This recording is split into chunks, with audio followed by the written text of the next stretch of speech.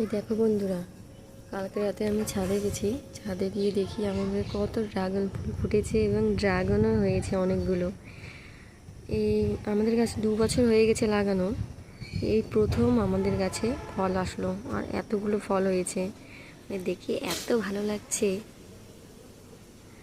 এর উপর দেখে সত্যি আমি খুব খুশি যে আমাদের গাছে প্রথম এতগুলো ড্রাগন ধরেছে। ফুলগুলো কত সুন্দর দেখতে।